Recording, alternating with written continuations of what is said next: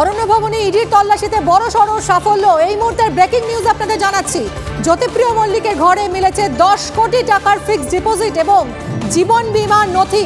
ED সূত্রে খবর, তল্লাশিতে মিলেছে সম্পত্তির একাধিক নথি। বেশ কিছু নথি আবার মন্ত্রীর নামে রয়েছে। সম্পত্তির কিছু নথি মিলেছে যেগুলো 600রও বেশি ব্ল্যাঙ্ক স্ট্যাম্প পেপার মিলেছে মন্ত্রীর ঘর থেকে। ইডি তল্লাশিতে বড়সড় সাফল্য অরণ্য ভবনে। ইডি সূত্রে খবর, জ্যোতিপ্রিয় মল্লিকের ঘরে 10 কোটি টাকার ফিক্সড ডিপোজিট এবং জীবন বীমার নথি মিলেছে। তল্লাশিতে মিলেছে সম্পত্তির একাধিক নথি। সুজয় পাল আমাদের প্রতিনিধি আরো বিস্তারিত জানাবেন। সুজয়। একেবারে মিমি, আমরা দেখেছি গতকাল অরণ্য ভবনে অর্থাৎ বনমন্ত্রীর দপ্তর জ্যোতিপ্রিয় মল্লিকের দপ্তরে ইডি ম্যারাথন তল্লাশি চালিয়েছে এবং সেটা বড়সড় সাফল্য তেমনটাই জানা যাচ্ছে। তার কারণ যেটা সূত্র মারফত জানা যাচ্ছে যে 10 কোটি টাকারও বেশি ফিক্সড ডিপোজিট এবং এলআইসির নথি মিলেছে। চার্জশিটে যে তথ্য ছিল তার বাইরে এই 10 কোটি টাকা, অর্থাৎ আরো নতুন করে 10 কোটি টাকার ফিক্সড ডিপোজিট এবং এলআইসির নথি পেয়েছেন তদন্তকারীরা।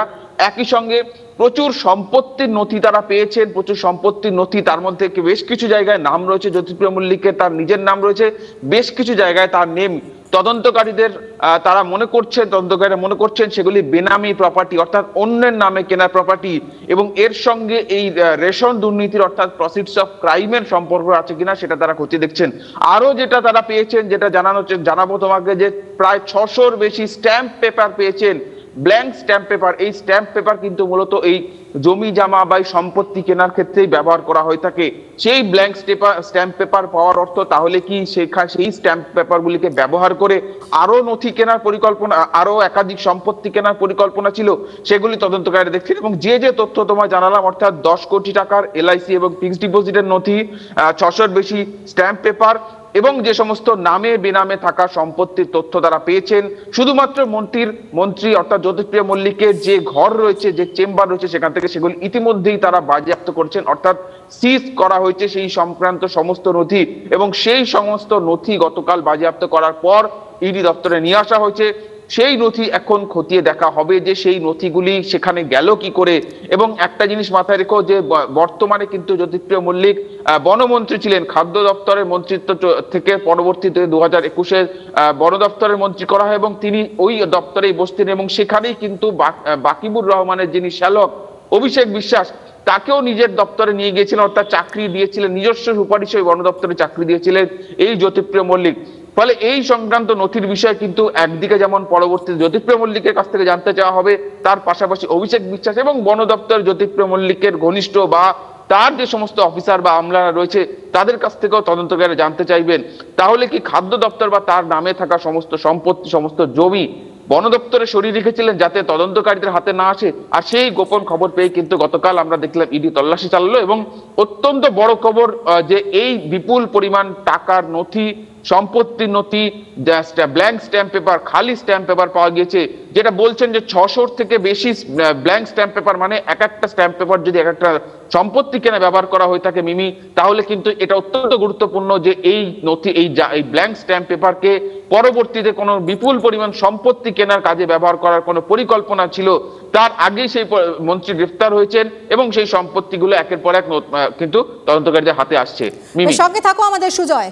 অরণ্য ভবনে তল্লাশিতে বড়সড় সাফল্য ইডির। 10 কোটি টাকার ফিক্সড ডিপোজিট এবং জীবন বীমার নথি মিলেছে জ্যোতিপ্রিয় মল্লিকের ঘরে। তল্লাশিতে সম্পত্তির একাধিক নথি মিলেছে, বেশ কিছু নথি আবার মন্ত্রীর নামে রয়েছে।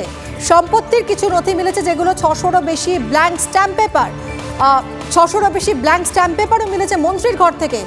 আমরা এই মুহূর্তে যোগাযোগ করেছি সিপিআইএম নেতা সুজন চক্রবর্তীর সঙ্গে। সুজন বাবু, আপনি শুনলেন অরণ্য ভবনে ইডি তল্লাশিতে কি পেয়েছে, কি বলবেন?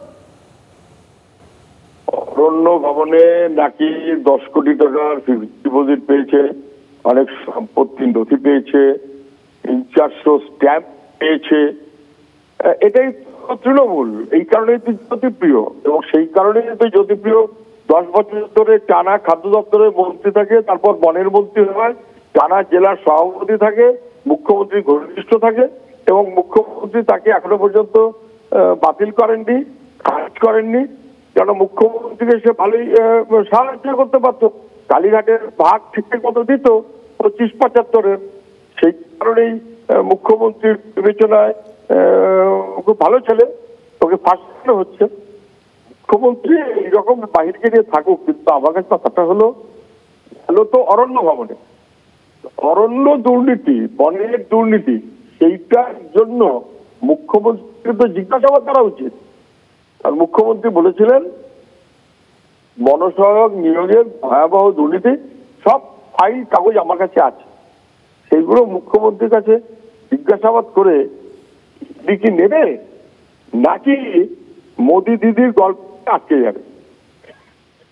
অনেক ধন্যবাদ আপনাকে। আমরা কথা বললাম সুজন চক্রবর্তী সিপিআইএম নেতার সঙ্গে, এবং আমাদের সঙ্গে এই মুহূর্তে রয়েছেন আমাদের প্রতিনিধি সিজার মণ্ডল। সিজার, গতকাল যখন অরণ্য ভবনে ইডির এই তল্লাশি চলছিল তুমি সেখানে ছিলে, এবং এই যে এত কিছু এখান থেকে পাওয়া গেল, তুমি এই বিষয়ে যদি আমাদেরকে একটু জানাও যে এটা তদন্তের ক্ষেত্রে কতটা সহায়তা করবে। গতকালই আমরা শুনছিলাম বাকিবুর রহমান তিনি একাই 100 কোটি টাকা আত্মসাৎ করেছেন, এবং ইতিমধ্যে চার্জশিট দেওয়া হয়েছে জ্যোতিপ্রিয় মল্লিকের নামে, ইডি চার্জশিট দিয়েছে। তারপরে এই যে এত কিছু সম্পত্তি উদ্ধার হলো, এত কিছু তথ্য পাওয়া গেল, এটা কতটা সহায়তা করবে তদন্তে? দেখো মিমি, কালকে যখন অরণ্য ভবনে তল্লাশি শুরু হয় বেলা 1টা নাগাদ। সেই তল্লাশি শুরু হওয়ার পর বিকেল 4:30-5টা নাগাদ ইডির এক শীর্ষ কর্তা হন্তদন্ত হয়ে সেখানে পৌঁছেন, এবং তখনই কিন্তু ইঙ্গিত পাওয়া গিয়েছিল যে বড়সড় সাফল্য পেয়েছে ইডি।